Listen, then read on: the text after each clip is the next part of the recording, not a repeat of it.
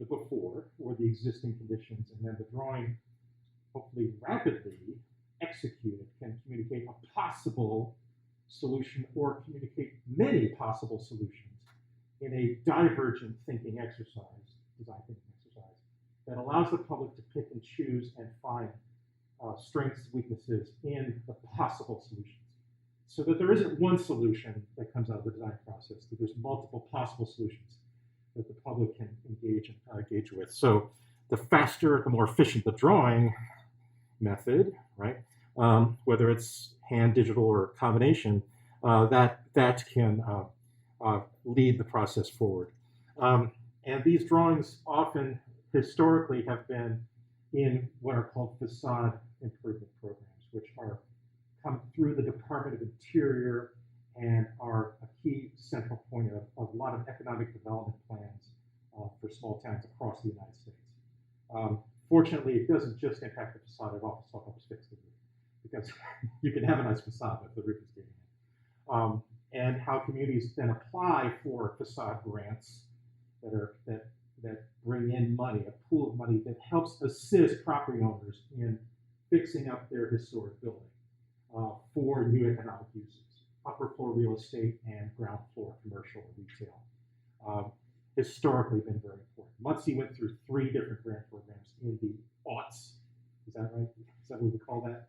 In the late 90s and then the aughts, the 2000s. 3 different grant programs that impacted almost 20 buildings. So that's why in downtown Muncie, you have a near 95 to 99% upper floor occupancy rate for residential, which is consistent rental income, even though commercial has done this, right? Pre-COVID and post-COVID. Upper floor residential can help stabilize downtowns. Upper floor residential doesn't exist without some good building maintenance. And facade programs can help benefit those communities. It also actively promotes historic preservation because it creatively adaptive reuses buildings that may have been fallen by the wayside. And some of them public buildings too, old libraries, old fire stations, things like that, being reused as restaurants, breweries, maker spaces, and the like. So that's where charrette drawings in this college, most of the drawings, if I had to look back at all the drawings that have been done in charrettes in this college since 1968, a lot of them were facade centered because we were dealing historically, Hari, Tony, Jim, Scotty, myself, with small towns in Indiana who were dealing with a decaying urban core or a decaying Main Street. But there's a number of economic case studies that show the benefits of that facade restoration and the upper floor reclamation in terms of what that does for space. And it goes down to sales taxes and property taxes.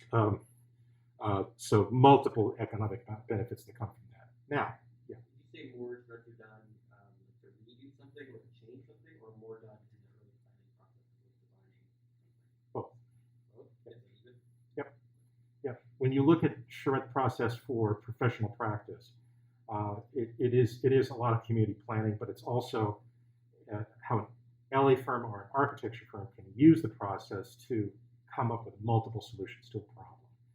Some are internal and some are external. The charrette process in particular is very helpful for firms who are dealing with public facilities like a church or a library, which they don't have a lot of billable hours to work with, but they have a lot of people they need to talk to.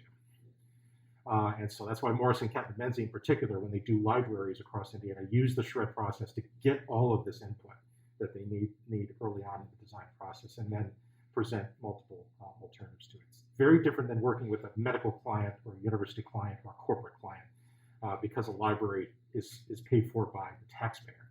So it has because it's using public funding, it deserves public information and transparency. The charrette process allows a single firm entity to use that process to drive multiple alternatives for design going forward. And for that reason, Zach Benedict, who is a principal of Morrison, Kent, and Menzie, he made principal in less than 6 years, which is amazing, says that he wants every student who interns and works at Morrison, Kent, and Menzie to know about this process and understand the graphics that go with it. He's told that to me. He said, I don't want to hire anybody who hasn't done a charrette or doesn't understand how the process works in terms of generating multiple design solutions and being able to think on your feet. That's very, very important when you're dealing with an angry client or a disgruntled client. Urban 3 is a Joseph Minkazi. He is out of Charlotte, I think, has this wonderful book talking about the economic impact of adaptive reuse and historic preservation, just by comparing two properties in Asheville.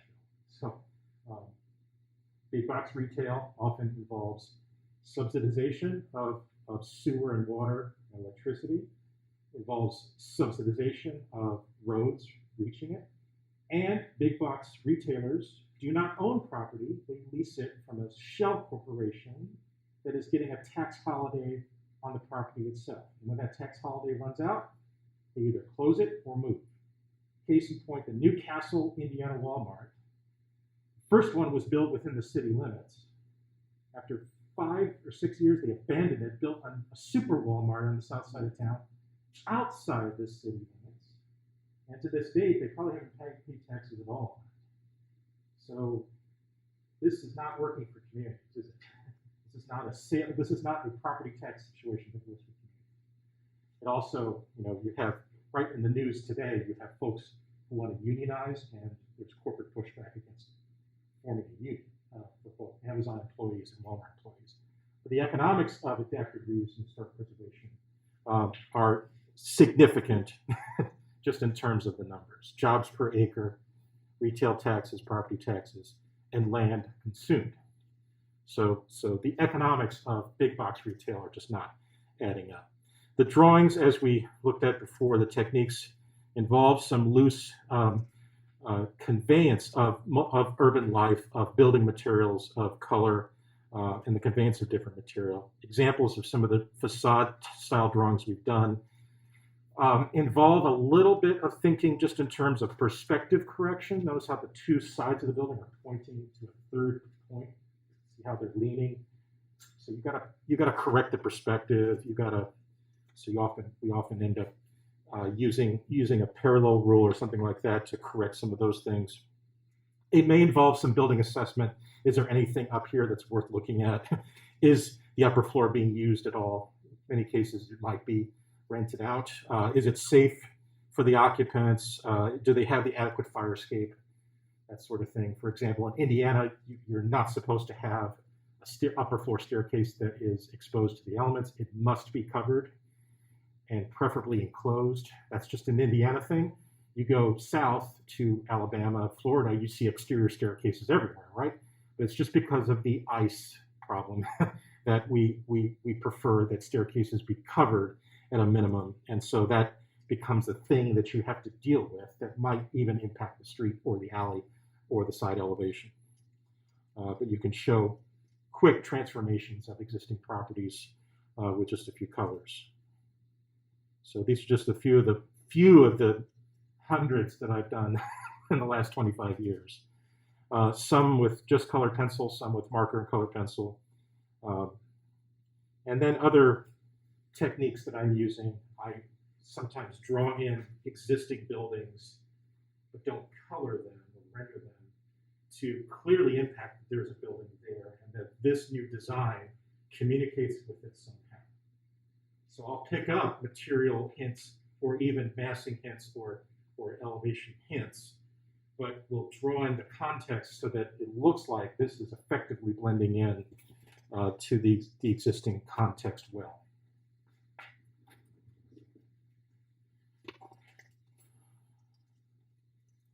And this one was exhibited at the Congress for New Urbanism a couple years ago.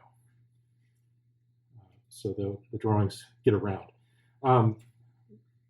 At a charrette, we will print off existing photographs and sometimes draw directly on them.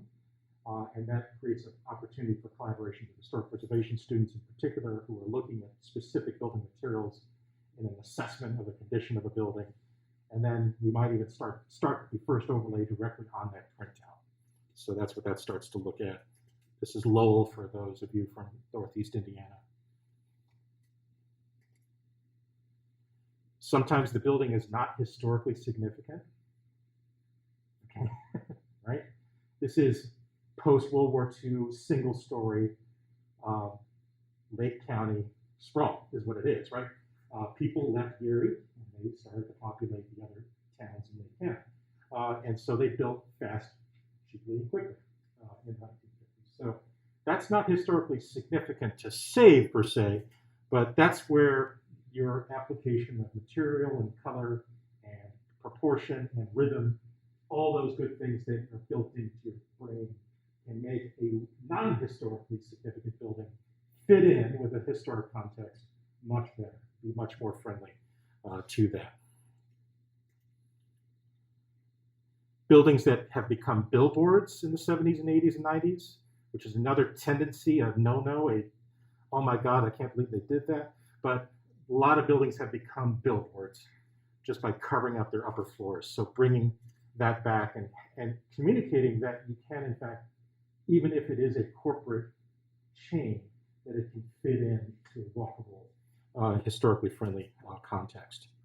And then the same methods start to apply to perspective drawings as well, before and after situations. This is for Bremen, Indiana, which is up near Mishawaka.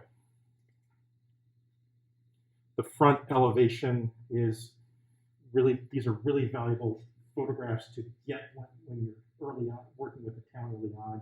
You walk up and down every street and you shoot a composite of those. You have to deal with the perspective distortion. So in Photoshop, we'll take these photographs together, we'll mask them using the algorithm, but then we'll sometimes frame one off and then change the perspective under the perspective warp, skew, distort tools to correct the perspective distortion. Otherwise, these lines would not be parallel to each other. That creates a little bit of work, but it's really valuable because if you can correct the perspective, then that makes the drawing that much easier. Google Earth, the camera is mounted at about 7 feet. That's nice because it shoots over the cars. It shoots over parked cars, but it does not describe eye level. Just remember, if you're using Google Earth to do this, it can be done, but your horizon line is actually higher than you would be if you were standing there looking at the building, because the camera is mounted on a 4-door sedan, approximately 7 feet above the ground. And it's there because it's shooting imagery over the cars. So line drawing, trees, additional seating, signage, repair, indication of upper floor uses, window restoration, and so an elevation drawing starts to look something like that. Connections to rear alley or rear parking or upper floor uses. These become good one-point perspectives. I'll teach you a night rendering technique that just involves color choice, color blending, and color usage to give the impressions of ambient light at night. We'll go through a few of those. Active alleys, they're like elevation drawings because it is part of the urban elevation, but they are actually one-point perspectives. And active nightlife, this is Muncie, so these are good projects to share with communities in terms of reactivating alleys. Lots of good things happening in Warsaw, Indiana, Fort Wayne, Indiana, around active alleys and around alley social spaces, particularly now that we're spending more time outside. So those are good drawings to do.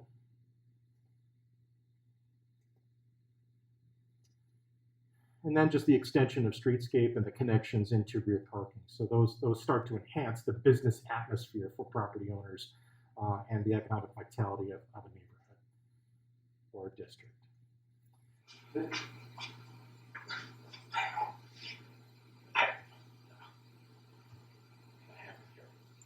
That's what happened. There. Okay. So each drawing does more than one thing. This is not just a signage elevation. This is not just a landscape bed. This is also a trail. It's also a resting spot. So I try to make each drawing do more than one thing, because then that drawing has more mileage. It can talk about 4 or 5 or 6 community issues, and it can show up multiple times in the presentation. So if you show a drawing that shows one thing is one thing. A drawing that shows 5 or 6 different possibilities for discussion is a drawing that really has legs in the imagination of the public. Oh, we don't have a walking trail. What if we did? And what would that start to look like? What would it look like? Are there any scenic views or any bodies of water or anything like that would start to engage? Sometimes drawings are very specific.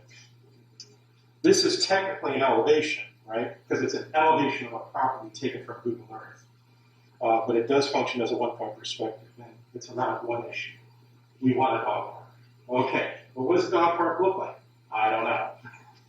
So it helps to know, like, okay, what do dogs, all of a sudden your client is a dog, and how does the dog think about these things, right? What is a dog looking for in a park, right? So those become really exciting discussions, and so you find yourself dealing with the parts and pieces and facilities that are necessary in a dog park. Sometimes it's about one property or one business or one building, and that imagery you can start to talk about a lot of different issues pulling off of it. Sometimes there's a play on words or play on things. Most people in Waterloo don't know that they're named for Waterloo, Belgium, or that the Battle of Waterloo is where Wellington defeated Napoleon and changed the course of Western history. Most people in Waterloo, Indiana don't think about this, but I like to sort of say, well, hey, by the way, you're named for Waterloo, Belgium. And anyway, so that starts a conversation. Sometimes existing buildings can perform really vital community needs, like community centers, like senior centers, like daycare, like a bakery, and so those become good drawings. I always look for the high school mascot and the high school colors. This is DeKalb North. They use some of the same logos as the Buffalo Sabres. I always look for those colors and for those mascots, and I make them banners in drawings, because somebody in that community is going to see that and go, oh yeah, that designer knows something about us. That's our high school team. That's our high school basketball team, right? So there's that's tapping into that civic pride and that civic awareness. It shows them that you are listening to them, that you are sensitive to them, that you have learned something about their high school. And because Indiana communities in particular are still very rooted to their high schools, well into their 70s and 80s, right? That's something that's unique, not unique to Indiana, but very endemic to Indiana in terms of the loyalty to the high school all in mind. And so those little details in the drawing can speak volumes. Night rendering technique, again, we'll cover this in a future class, but this is one of those inflatable outdoor screens, which are awesome because you can have community movies in the summer. Hopefully now we'll get back to that during COVID, post-COVID. But this also works functionally as an elevation, taken from Google Earth. But again, factoring in a lot of different possible features, including the screen, food trucks, the projection, seating, and maybe stormwater retention. Others are just elevations of historic buildings reused with active first floor businesses and an active, walkable, engaged environment. So we have a lot of Italian Americans in Indiana, so any opportunity, right? Particularly in Northeast Indiana, there are a lot of Italian immigrants that came to Northeast Indiana to work in glass mills and in the glass industry. They were recruited from Italy specifically to work in the manufactured glass industry. So a lot of the Italian names that you see in Northeast Indiana, Fort Wayne, and the communities around were recruited specifically to work in manufactured glass because they had that experience in Italy already. Places like Venice and the island of Murano, that's why you have the glitz of glass today. Why we have that interest and that funding in artistic glass and the possibilities of manufactured glass with bulk operation and the like. So there's that Italian connection. Of course, coffee, pizza, baked goods, who could argue with that?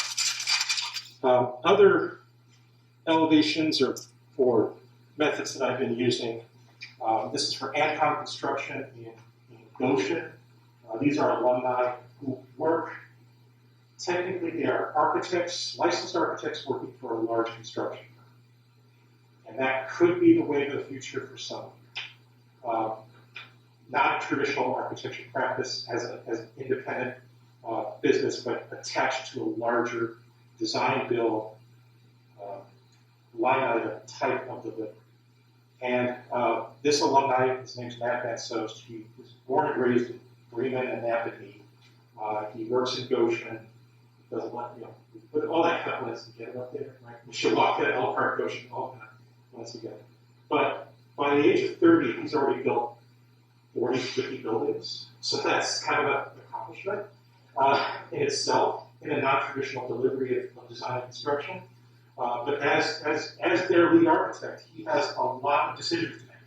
So sometimes he will punt and say, this is what we're looking for, can you come up with something? So he'll hire me to really get into the nitty-gritty of material palette and things like that. So these are just a couple of projects where they need a rendering to sell the project. And his clients respond to marker color pencil.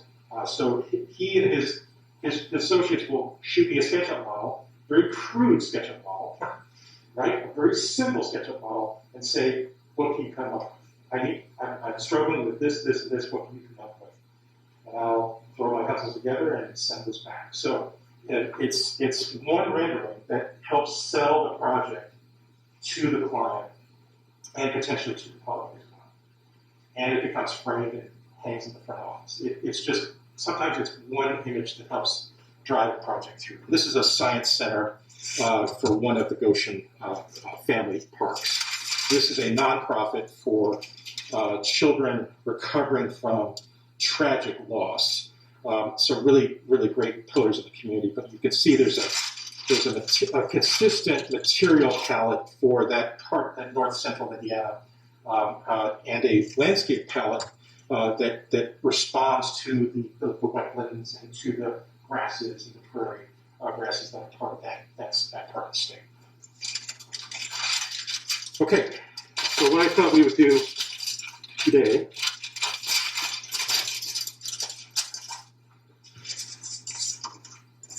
you take down this. This is part of a, I'm not sure. So this is one part of a street mix. This is just the portion of the walkable streetscape here and just a portion of one elevation. I then photocopy graph paper next to it so we can freely start to generate a building elevation from that. Another example here. Somewhere.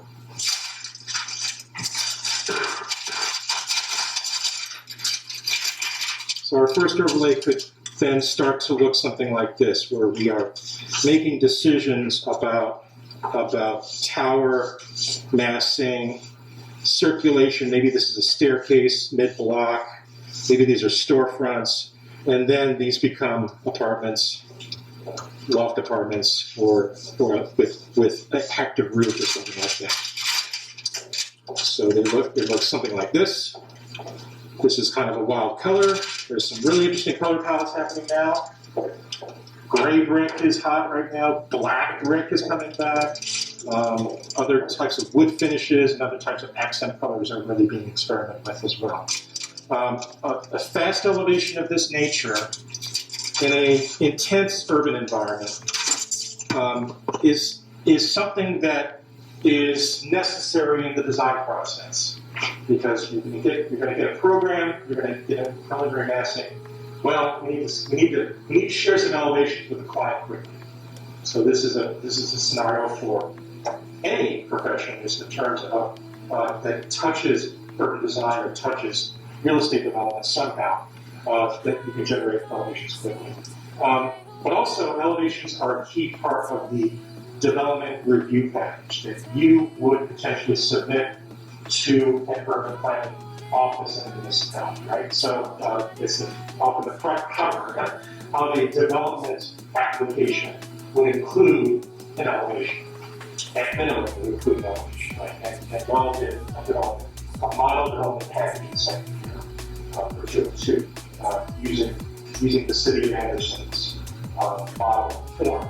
So it had a scenario of how a developer would approach permission to build, right? They would need an elevation from their designer or work in order to move forward. So this then becomes a process by which you might want to generate multiple options for it, right? Both in terms of color, in terms of geometry, in terms of detailing and the like. It involves a few key dig rules, okay? First floor reflects the context.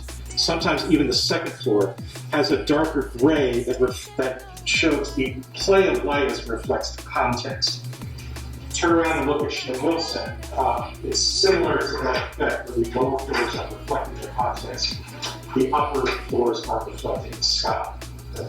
I'm not the best sky for that right now, but this is a pictorial effect that Michael Doyle, in his book Color Drawing, argues creates another sense of realism.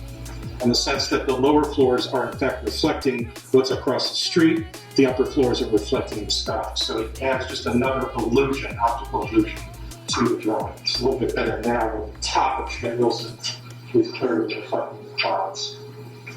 So those upper floor windows are at a different angle from where we're standing on the street, right? We are looking up at them, whereas first floor windows we are looking at them. So the reflection starts to become part of the pictorial effect. So got that taped down, so let's tape down a first overlay.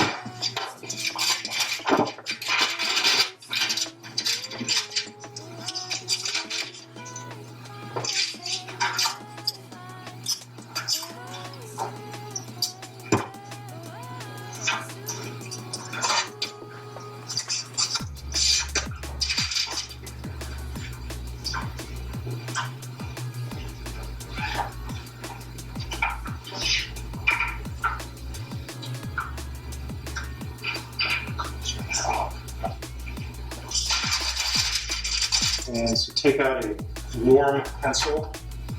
It'll show through. It could be an orange pencil, red pencil. One of those.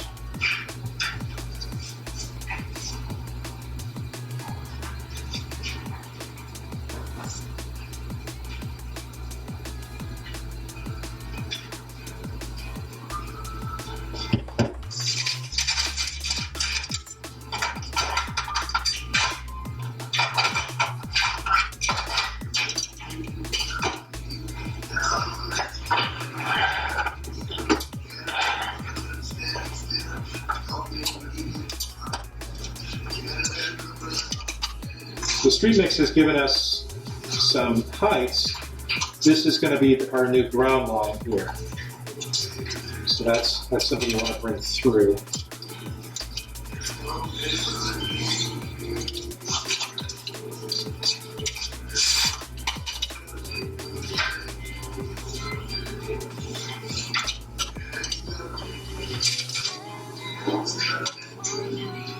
You look at this width here on either side of this window. This might become,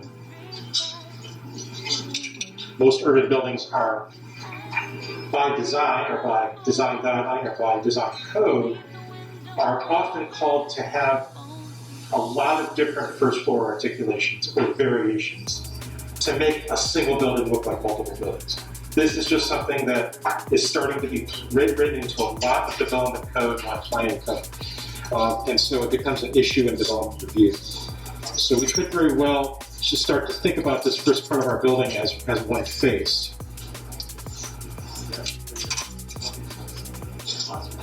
As you can see, these smaller windows, what those potentially indicate to you?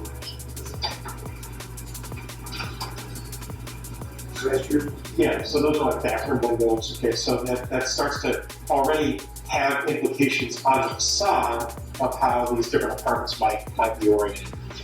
You always like to consolidate your plumbing and stack it together, right? So you want all your bathrooms to face each other to make sure a common plumbing wall. So consequently, if your bathrooms have windows looking outward, that's how they might start to appear, if they appear in that fashion. Other times, you can orient kitchen windows to the outside or orient them to a courtyard. At minimum, of course, you would want bedrooms and living rooms to have that outward orientation. You need that for escape reasons, if nothing else, right? So let's think a little bit further now. What if these became French doors? Then these would extend just a little bit more. And then those could become outdoor terraces. So already we're taking the cartoonish look of street mix and we're starting to think more livability here. Maybe this is a continuous apartment unit here. And it just happens to have these smaller utility windows that might be associated with a small kitchen or a breakfast nook or something like that.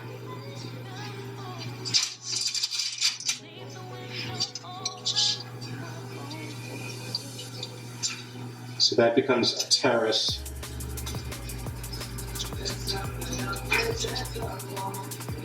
Terraces are really good for extending the living space outward, particularly now, right? Terraces are really good for pets to have a breather, it's fresh air, particularly when they're cooped up all day. Terraces are really good for potted plants.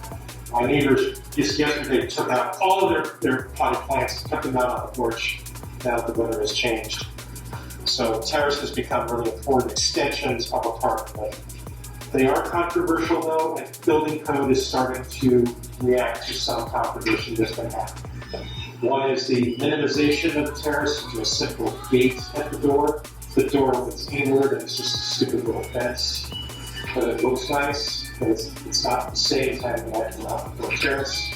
Michael Jackson held his shower run once.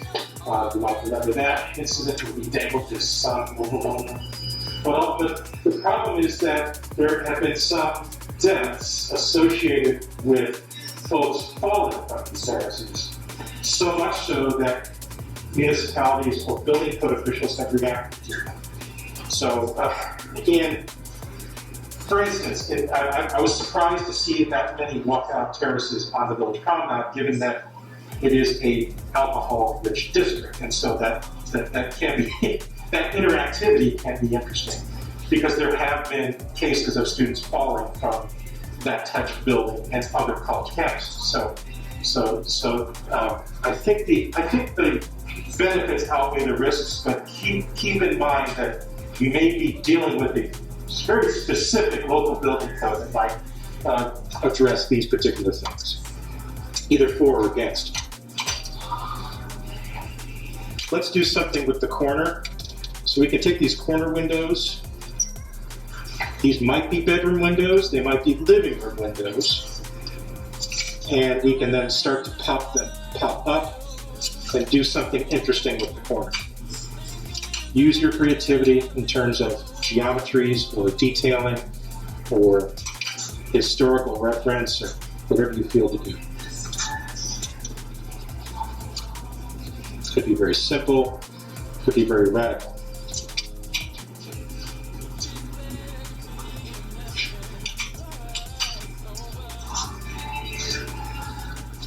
If we wish, we can extend these windows. This then would become more appropriate for a kitchen or a breakfast nook or a combination of those. The taller the window, the more daylight penetration into the floor.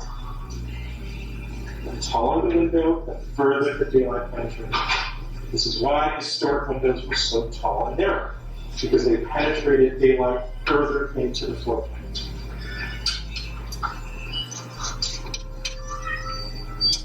And then I will take this cartoonish storefront and start to articulate it as more of a shop front storefront, with a top clear story here I can use this window as a reference and then drop in some doors. Maybe this is a bodega, a restaurant, gift shop, something like that. And just carry that pattern over. The kick plate on these doors is also something you can carry over, and then this becomes window, window, window. What is the kick plate good for? It's good for this climate because snow and ice like to dwell against the building. So if that's glass, then it's going to melt and it's going to penetrate the building. If you have a sizable kick plate, then you have potentially less problems with breaking windows because of the small vehicles that are like now, wheelchairs, hoverboards, scooters, but also snow and ice piling up against the building.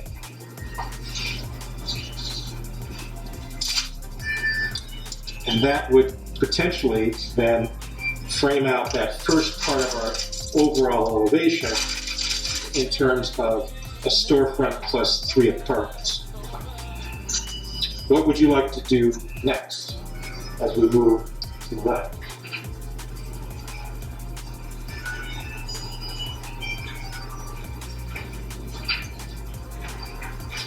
So we're going from right to left. What do we do next? What comes next?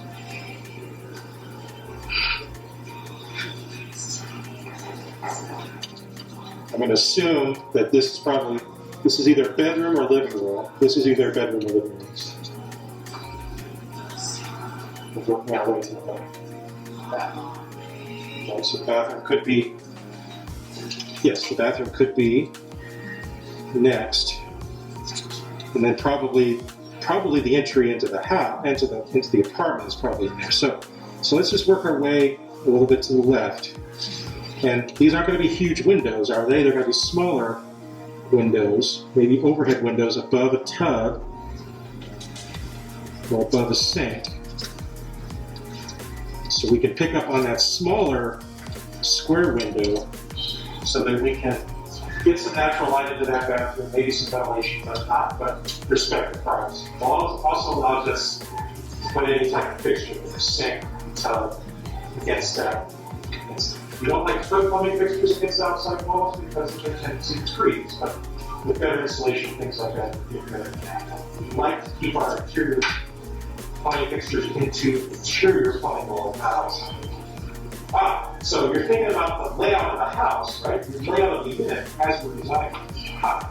So this is kind of backwards thinking, but it can work in terms of relaying to your mind that the layout of the apartment affects the layout of the facade. The layout of the facade can affect the layout of the apartment.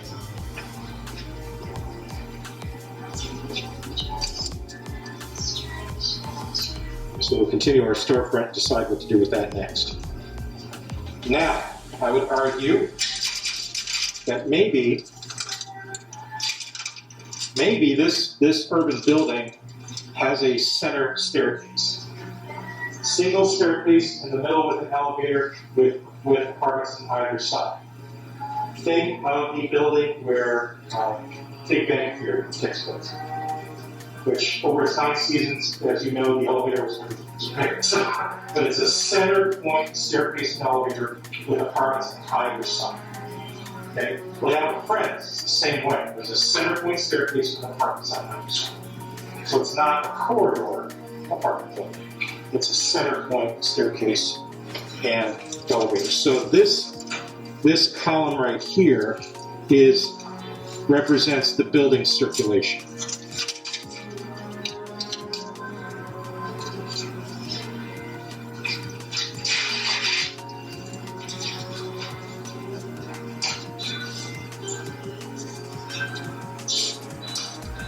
Now I'm going to make mistakes and make decisions as I go. But this then would become a separate address, right? Maybe it has a similar awning, but it's going to have a separate address from this storefront on the street, and then would represent the entrance into the upper floor apartments. Now, we can start to frame out. We know this is our floor level, this is our floor level, this is our floor level. So then we can start to frame out our facade based on our interpretation of where the floor levels are. See what's happening here? This volume then represents the staircase element.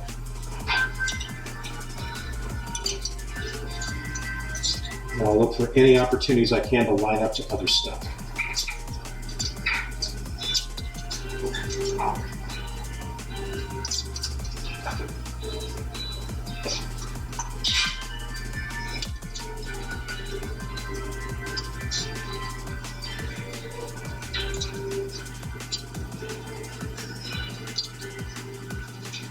And then I'll shade in the glass. I'll just assume that this staircase has lots of natural light in it. Staircases used to have no natural light, right? Look at the following, the remains of the following. The staircase had no natural light. Look at this building, the staircases have no natural light. It's because the building and fire codes at the time suggested that staircases were areas of refuge, right? They needed to be sealed off, they needed to not burn, okay? And they needed to double, in this climate, as tornado shelters. Staircases needed to double as tornado shelters. Now the building code is such that they can have outward-facing windows. Take the AJ buildings, take the new residence halls, take the new science building, take the new health building. Exiting or egress staircases can have exterior-facing windows, which means you get more natural light into the staircases, which means you get kind of a beacon on a corner of a building, which means you get more interesting outside articulation versus a brick tube, right? In the case of our building, it's a brick tube facing out. But it's because the building code changed, right? Okay. The 1972 portion of our building doesn't have sprinklers in it at all. So those staircases have no sprinklers. That's another thing that allows you to have exterior facing windows on the staircase is the fact that the building is sprinkled. Okay, right? Remember from last week, sprinkler systems, do they fight fire? They suppress the fire, protect the building structure, and give you time to exit the building. So yes, the sprinklers are going off as you're exiting the building through those exterior staircases. But because of those updates to the code, it means that they can have exterior facing windows and not be blank parts of the facade. Blank, soulless, uninteresting parts of the facade. I think what I'll do then is continue our pattern or rhythm of storefront glass as well. This could be a delivery for the business, or it could be another business.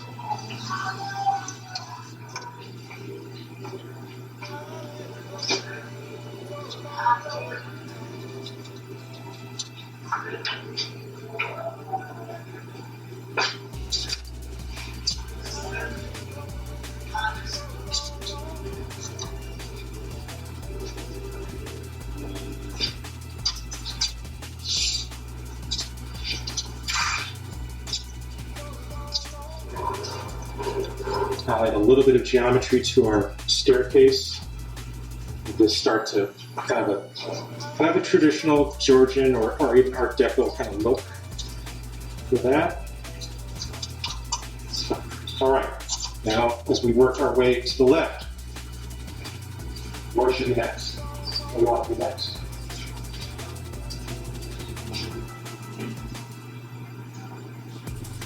Just mirror the whole thing over. We'll do something good.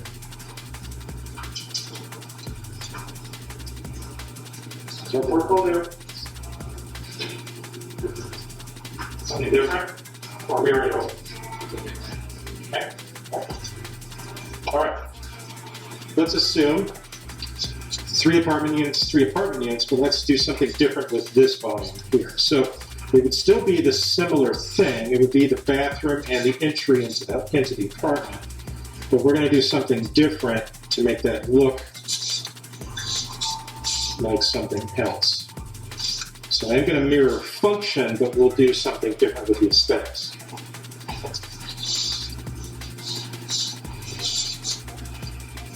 Then I can count squares or I can measure.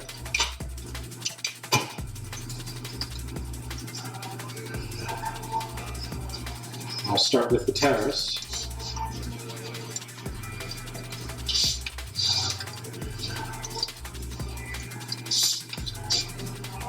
French doors. Back at my reference here.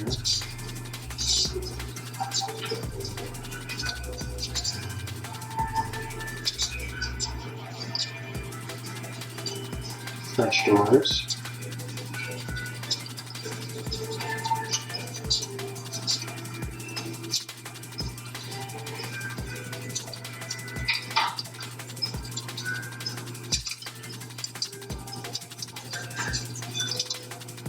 You want to go ultra modern, you want to go geometric, colorful, you want to.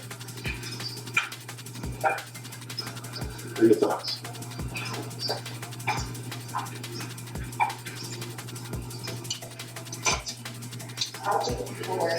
Color, okay.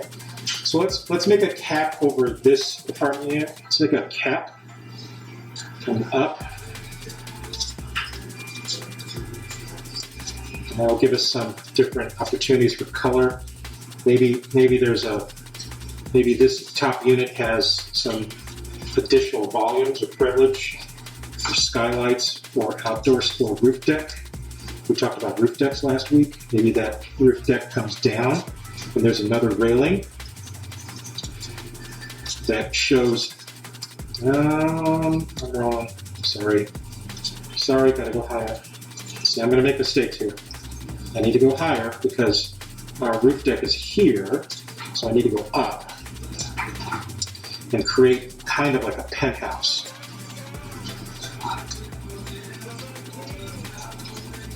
So I made a mistake there.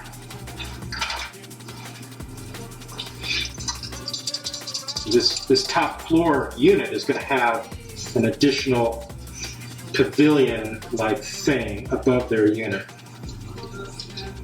which will become a shelf of or a palette of color, and that will lead to their roof deck. Okay. So these are the privileges of having the top floor. Top floors are hard to sell because they're close to the cold ice. They're furthest away by staircase. And if you throw some incentives up there, roof deck, additional skylights for both ceilings, then you can also express that in the architecture of the facade. Aha! That was an effect. Brilliant.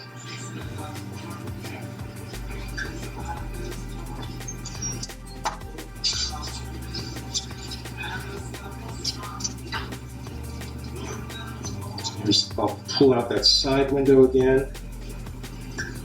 Maybe that's part of the kitchen.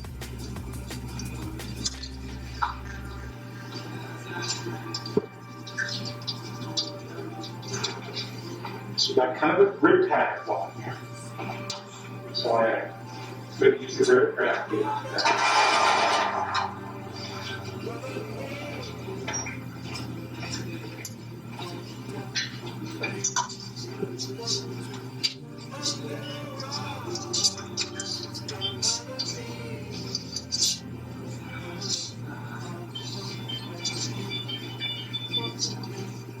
Maybe there's a lot of need now for storage in apartment buildings, bike parking, Amazon delivery lockers, right?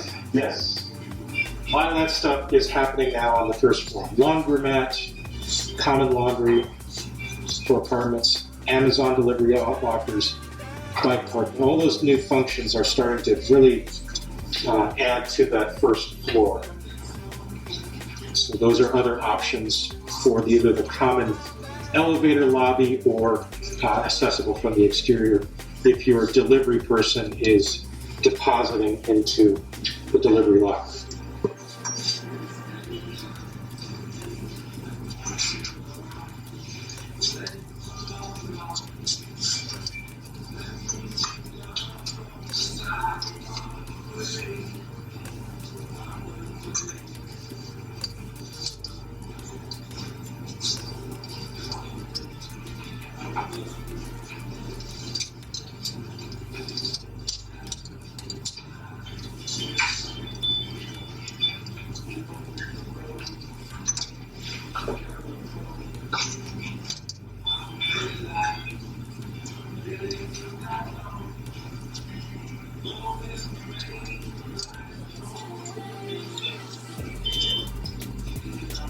The corner might be either part of the living room or the bedroom. I'm just going to repeat those windows over here.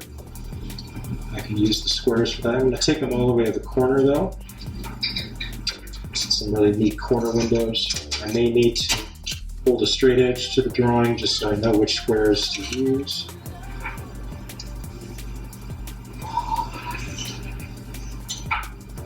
Notice how you can lean on your parallel ruler like this. Pick up lines. Just another shout out to the genius of the parallel ruler.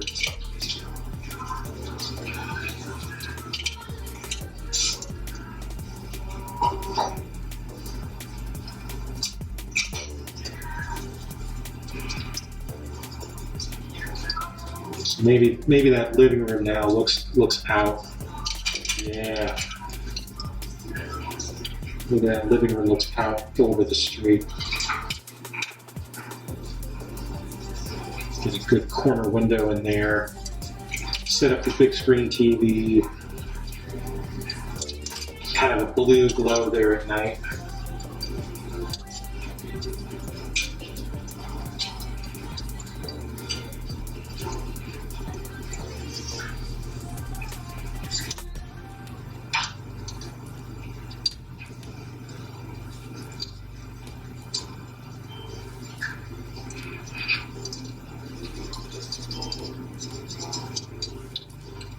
Here's your corner beacon.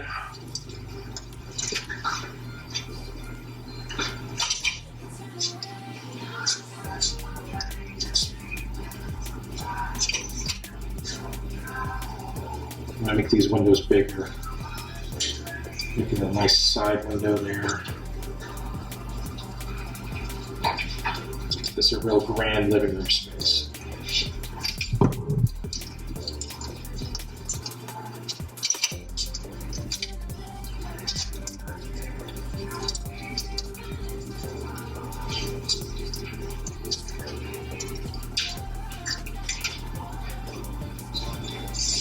Color in there too.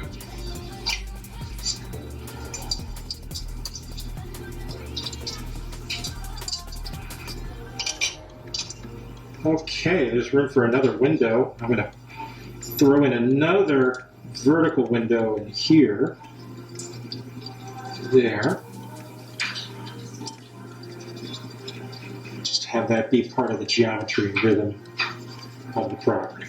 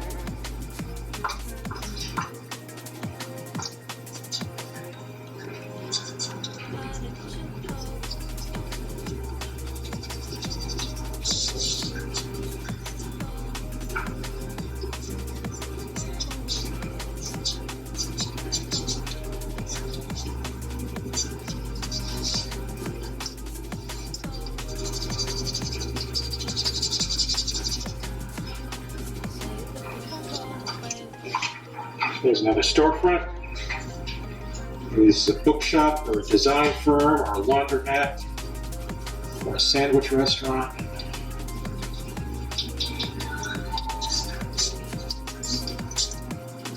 Start getting some of those things going.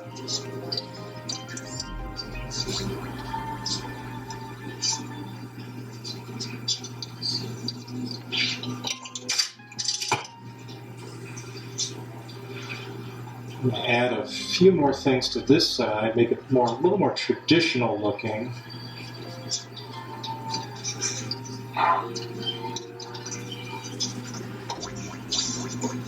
Against our street.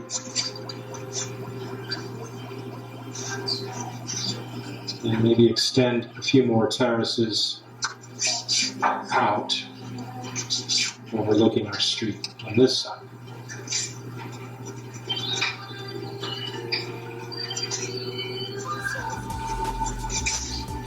Those may or may not have awnings. Awnings can add more color. And keep the neighbors from throwing things at each other. During the peak of the first COVID outbreak in Spain and Italy, folks would gather out on their terraces at 7, 8 p.m. And either communicate with each other, play music with each other, or fill out their first responders. Physically in time. Those are types of celebrations that you saw in Spain, even in New York City, during that first wave in March, April. The terrace was really the extension, the way that people could communicate with their neighbors. And so there's some wonderful video out there, people playing instruments, people singing. There's one of two Italian ladies playing tennis from one rooftop to another. Lots of different interesting interactions that started to happen during that first wave.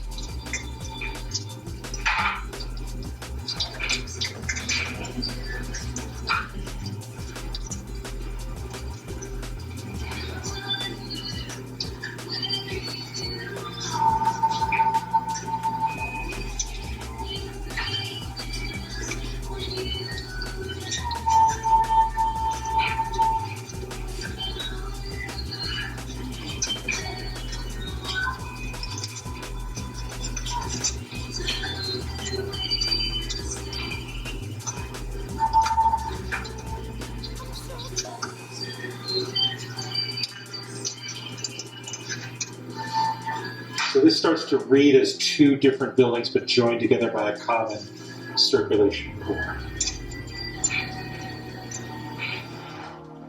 Okay, I'll take out fine line pen and sign pen. These are going to be two plus line weights. And then we'll add some color, and we'll finish with some drop shadow with a thicker black marker, either the Sharpie chisel or an extra black. An extra black in your set. So we're going to use a series of line weights here. We're going to start with the fine line weight. We'll add the sign pen. We'll add drop shadow. It's always easier to add line weight than it is to take it away. So start with the finest line weight. And I'll just work from left to right. Working from left to right and from background to foreground. So we've got articulated color bar, if you will, cornice. She's going to add a splash of color to this portion. We'll do some things with this roof deck. There's some railing part of that. There's some people partying up there. This could be an extension of the interior. Could be a interior spiral staircase from the top apartment up into this roof deck. Some different incentives, real estate incentives or space incentives that can be added on to the architecture of the apartment.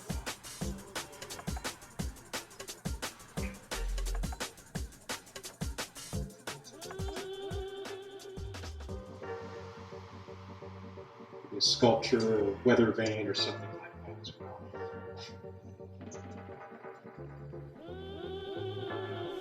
good example of one of these. If you know Harrison Street in Fort Wayne, I think there's a fun apartment, penthouse apartment that does some interesting things with color and light along Harrison Street in Fort Wayne.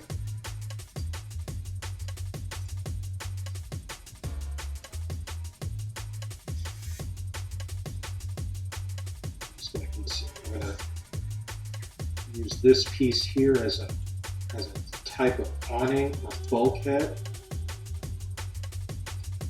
It'll frame out, give some color to our facade there. I'll also use it to frame out an entry door to whatever this business is. Maybe this unit also has a separate entry door. Maybe they have a home-based business.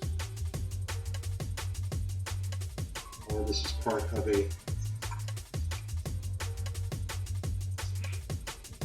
separate storefront or low traffic storefront. And I will lay in a window grid with that as well.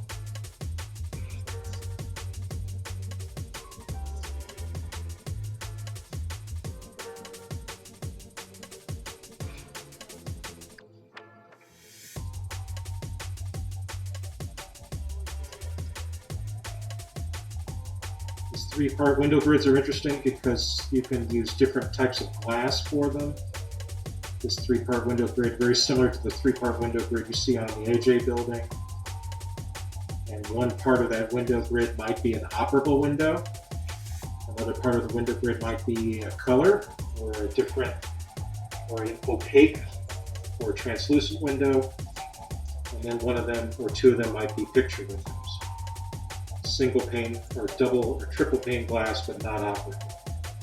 What that does is it gives the occupants some flexibility in terms of being able to open one or two windows but not having to open all of them.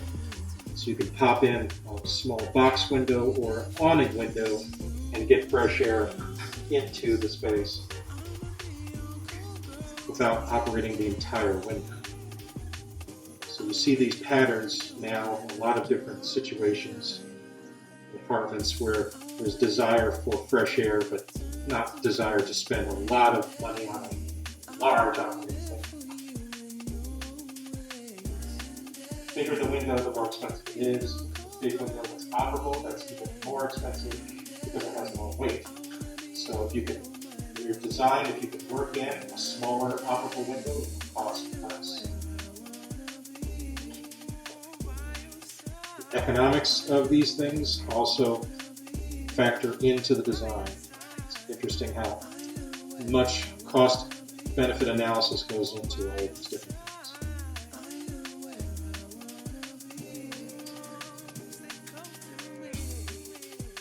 So the bigger the window, the heavier it is, but also the more expensive it is.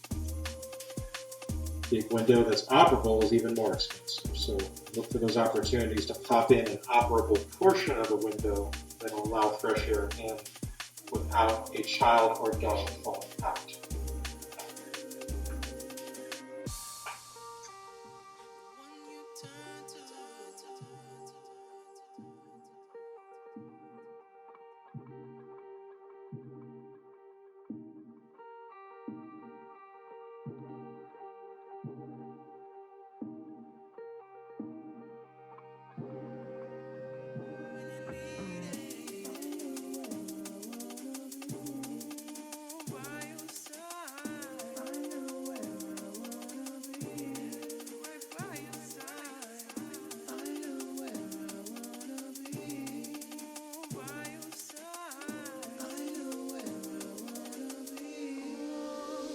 Close to me. I wanna be the one you turn to. Night and day, I'll be there for you in all ways. Night and day, I'ma be your cold girl when you need it. Night and day, I wanna be on your mind like you're on mine. Night and day, I know where I wanna be. By your side, I know where I wanna be. Right by your side.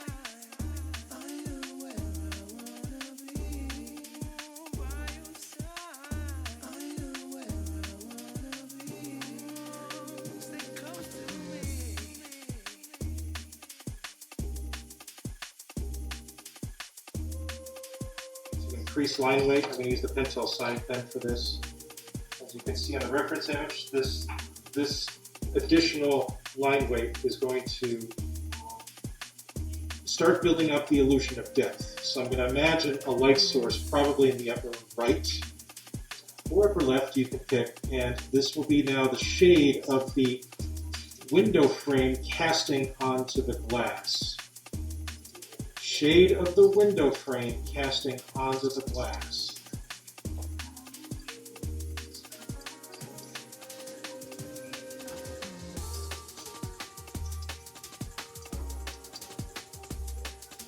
This is a shadow that occurs with just the window mullions, or the window frame, or the opening that it's in, that casts onto individual pins of glass. It starts to build up an illusion of depth as well. The windows are set into something.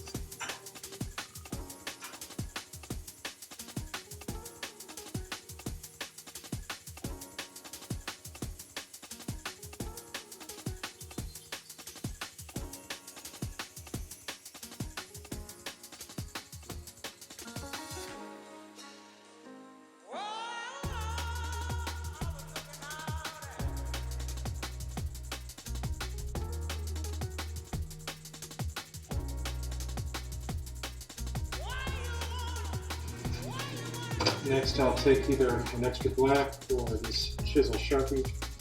I like the Sharpie because it has this sharp chisel edge. I can get a couple of line weights out of it as well. Sharpie ink isn't that thick, but if you have an extra black, the 80 marker set that works as well.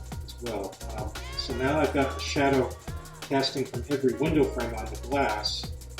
Some of these things will cover up, and that's fine too. I'm now going to take this and hit every awning and every terrace and every storefront awning and have it casting to the lower left. So I've got an awning up here on our top floor here. I'm just going to create a cast shadow there. It covers up some things, but it doesn't cover up too many things. And it just continues to create this illusion of depth, of shadow of these different awnings and terraces casting onto the facade.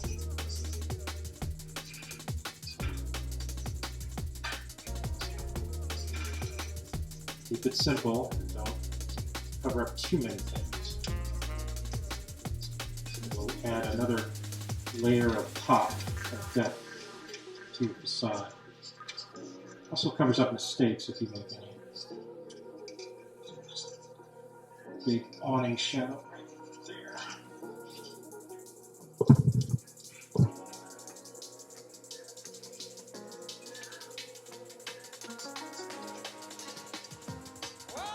Big awning right here above the staircase entrance.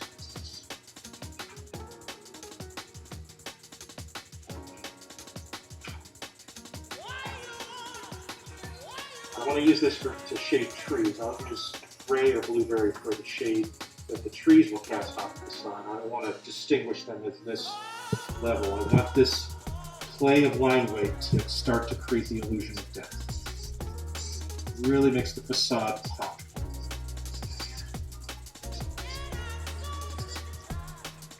And if you have any edges or articulated edges that are in front of others, this is also the time to do it. I'll put a line here, and that'll make this portion of the center bay look like it's popping out.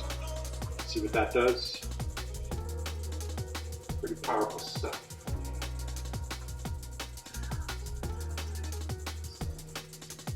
Make the building look like it's moving in and out with that power.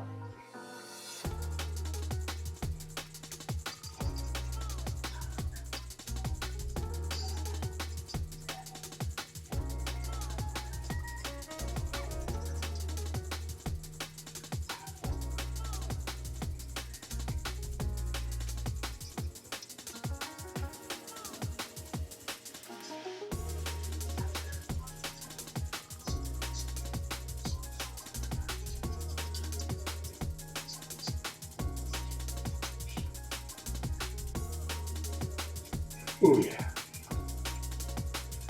It's not often that I'm satisfied with the film. Nice game. So I'm my own worst critic. Once in a while, it just kind of works.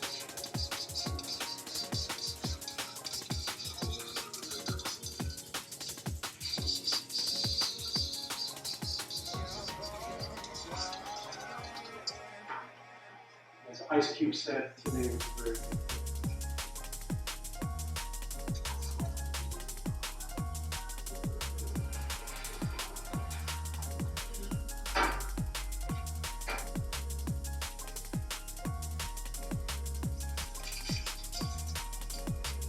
So I'll work the negative space, street level,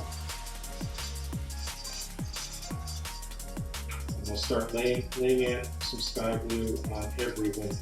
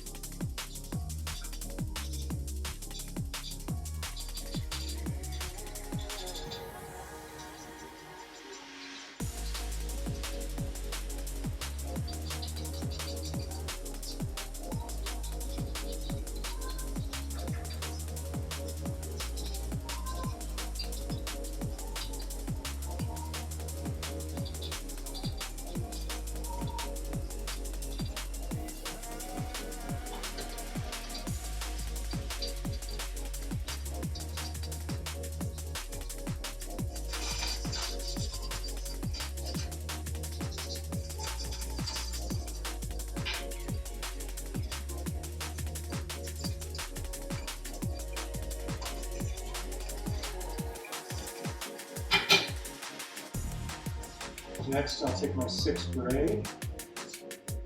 I'm going to add more darkness to the first theme. So we've got illusion, of reflection, and window depth. So this is the context reflecting on the first floor. You can even go into the second floor, add a little bit of darkness in there as well.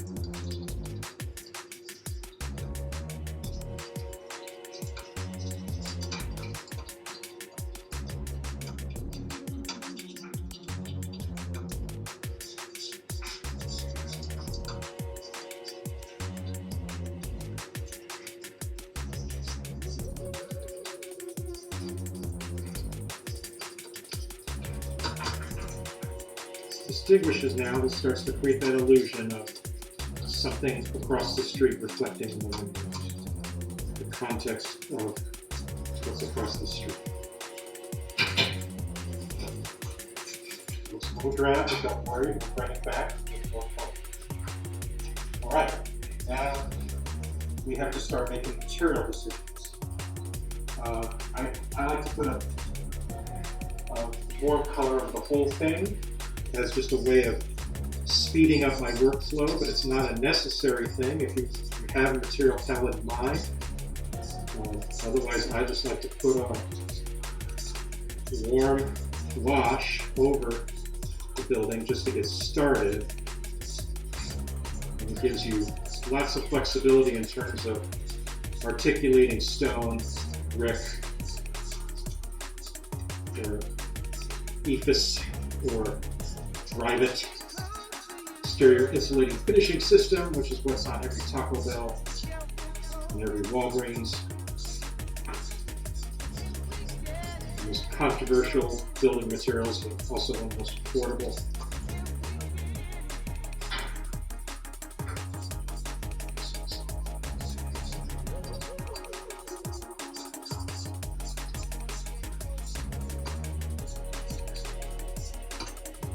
Earlier today, y'all were talking about the Regis building here in Cincinnati. Of course, if you're talking about Regis in Cincinnati, you're talking about your academic building. The quote is really hot.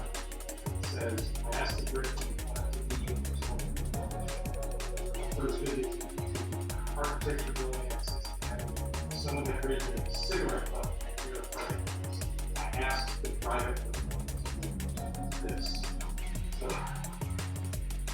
at the time, Eisenman had specified private exterior finishing system to cover the building. It's now meant to be clad with it's private with plaster walls. I find it's a little wet for that.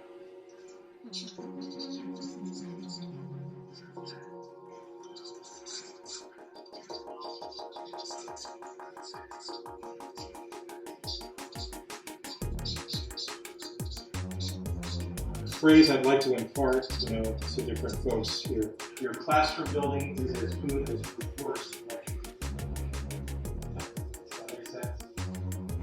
A classroom building is as good as its course lecture. If that's the case, then Eisenman's college architecture is very good. I spent an entire 8-hour day.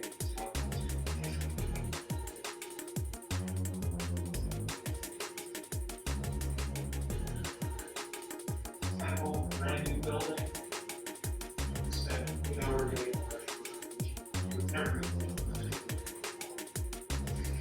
And stop the conference, ask people to always not talk, because everything works. Take it. Brand new building.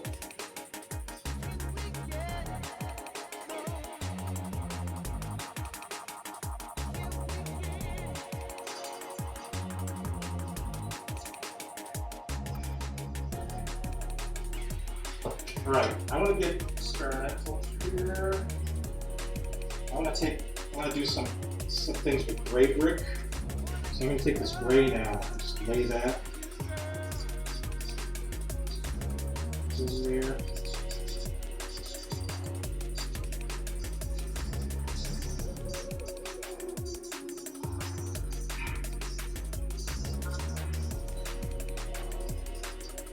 Feeling less adventurous, try a brown. This is sort of the facade is like a song, and these two panels here are kind of like the bridge in between the first and second verse of the chorus. I'm going to try probably a couple layers of that gray in here.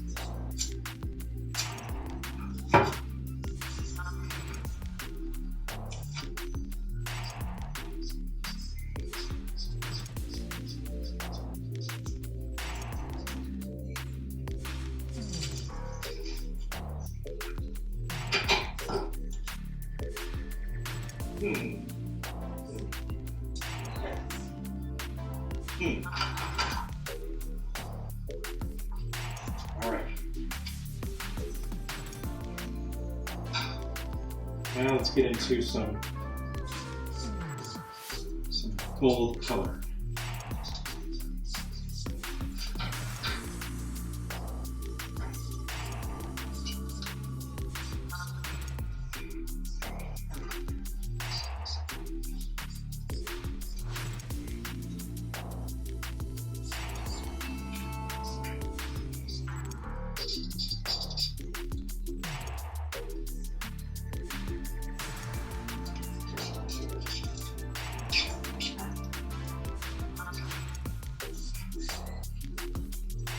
Couple of buildings that Blackline Studio from Minneapolis.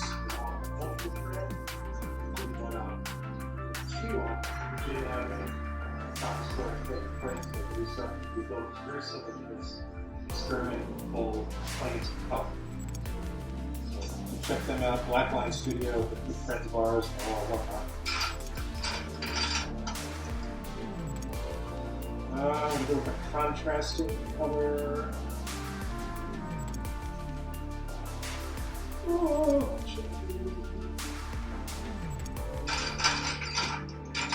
I'm going to go kind of a deep French blue for some awnings. Over here, kind of an electric blue or cobalt blue. It's called ultramarine in the Christmas set. Gives sort of a Parisian vibe over on this side.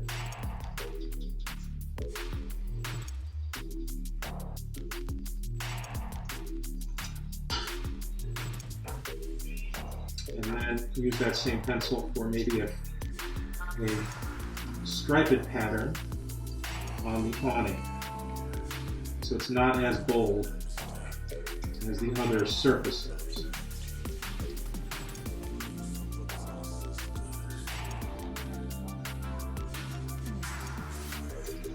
It's a very French look.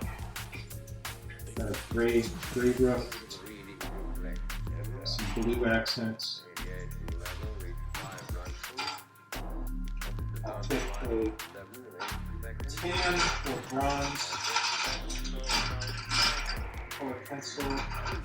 I've got a gold color pencil that looks good as well. So pick a tan or a buff or a tan or a bronze. And then I'm going to take my parallel rule and start to streak brick lines. I'll move the parallel bar with my non-dominant hand, and I'll just start to streak a few brick lines. I have to cover every line. I just need enough to give the impression that it's brick. You could beg to differ and do stone instead. It would involve just a little bit of stippling and maybe some less common and less frequent lines. But this starts to give the impression of a buff brick. Similar to the administration building here on campus or any of the buildings at Notre Dame, which are all the same brick color. Notre Dame has some of the strictest design guidelines for campus architecture that I've ever seen. Miami of Ohio, probably second. Ball State is up there as well. So there's been a desire here on campus for things to look fairly consistent from a material standpoint. And so there has been a rigorous design review here at Ball State.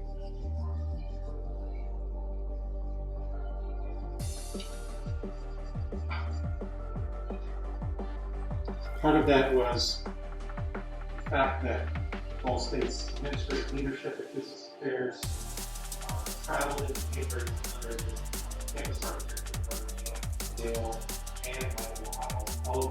All three campuses have very consistent and strict design guidelines for new campus openings.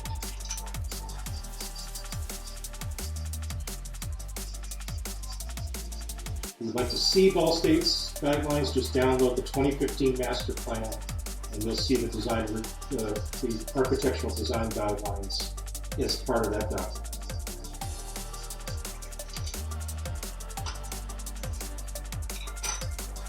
All right, I'm going to pick out a dark gray.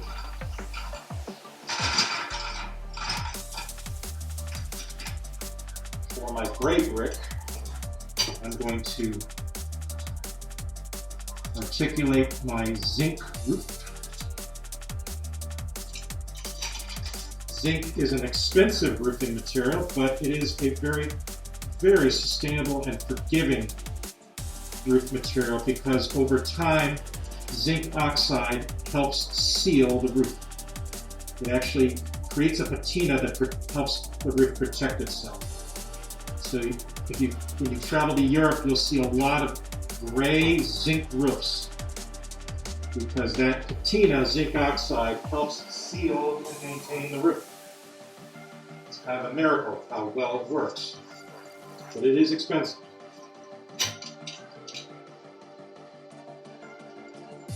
Now I'm going to experiment with this gray brick, which is all the rage now. I'm not sure why, because gray brick absorbs a lot of heat, so it's not good for western faces of buildings, but it is become very popular as a brick color. Other colors really do accentuate against it.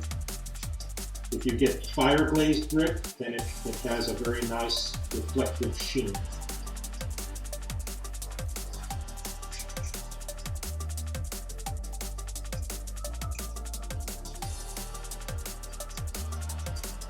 It was used a lot during the Art Deco era, 1930s and 1940s, and it's now coming back because of its ability to reflect light, well, reflect the sky and reflect color.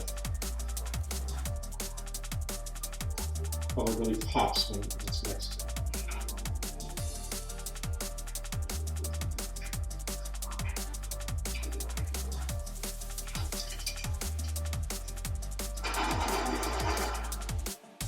I'm going to try a different brick color now. I'm going to pick out my terracotta.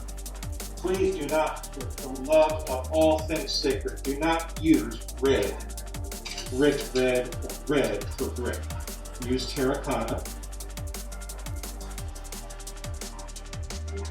That is more accurate to the types of brick we have here in central Indiana and western Ohio. The red brick you see on your campus here is all brick that is typically from the kilns and clay beds of western Ohio, central Ohio. The closest brick that's made. I'm going to create an alternating pattern here now. I'm going to alternate stone with brick on this center column.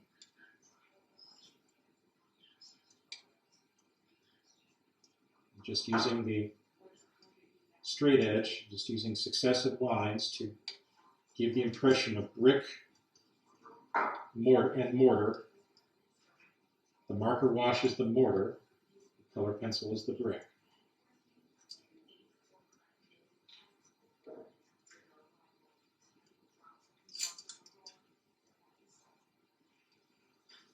Shade that a little bit.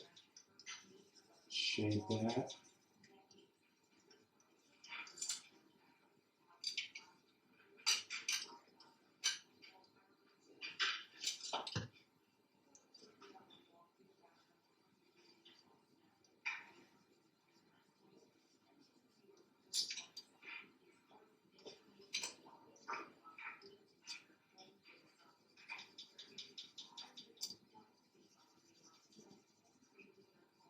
That probably won't be brick.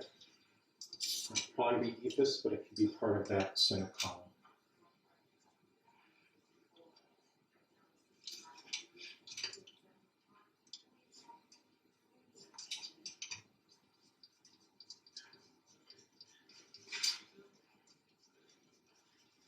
It's not a long distance, so I can freehand that.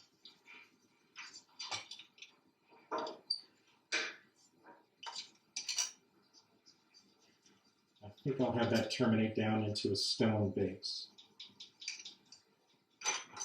So I think this will be a limestone, like a limestone store. So terminate down into sort of a stone first floor. I'll keep my, well, let's see here. I've got a, maybe I'll go with a green accent color.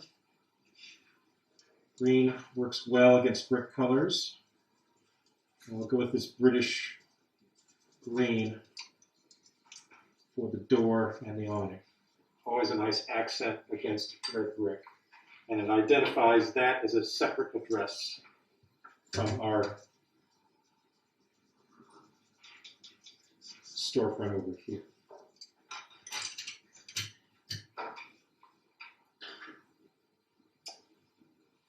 Now, we'll do something else here. Let's see.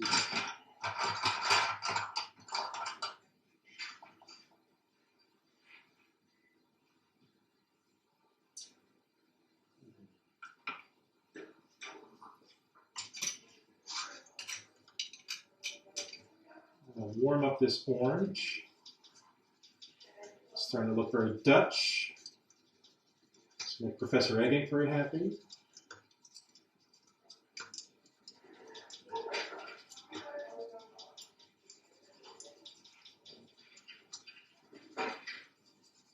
That's balancing well against some of our other colors. But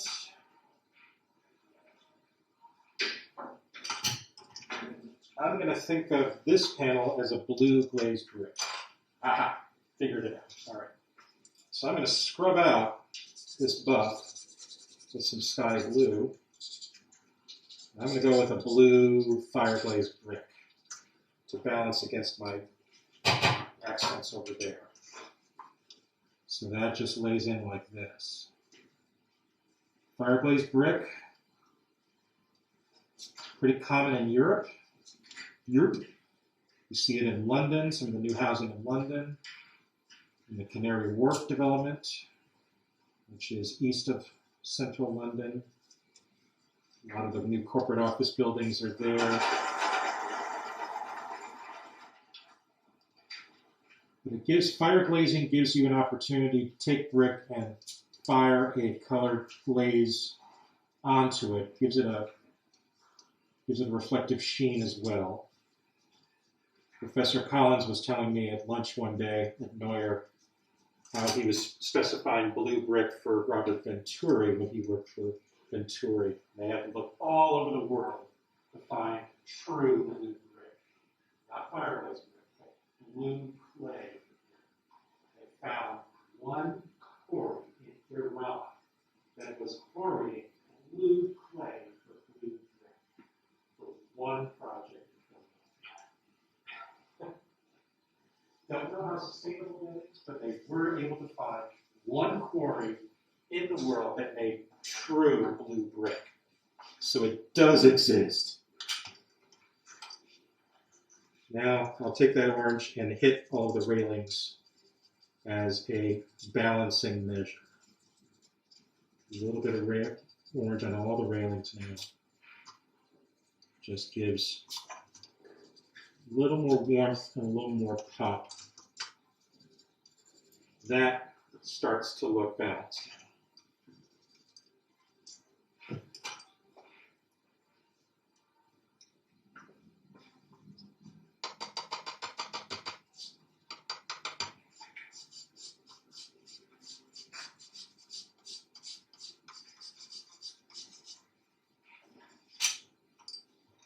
I'll take that gray and I'll add more depth into storefront, more darkness,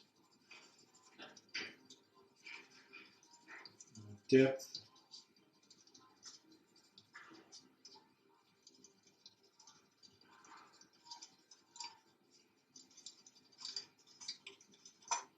And finally, a couple of greens to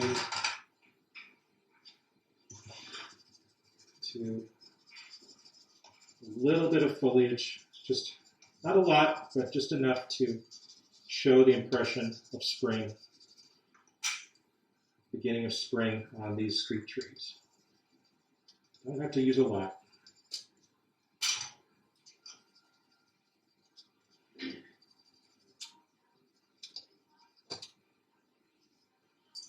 Well, I should be murdering my pencils today.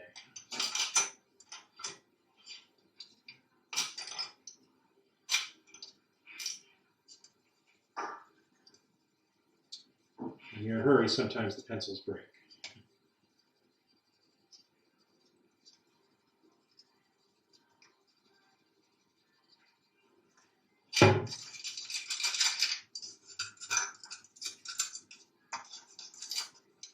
That completes an urban elevation.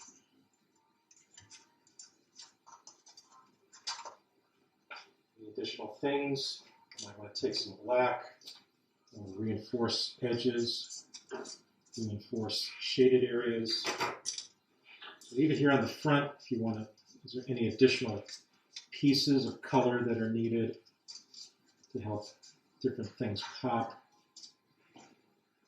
Those can go on here on the front. Sometimes a little bit of additional color is needed here on the front.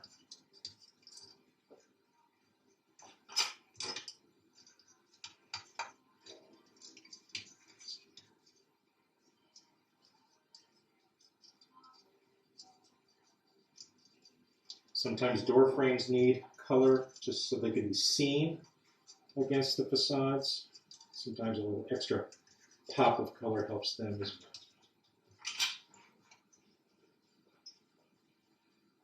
And that's your urban elevation.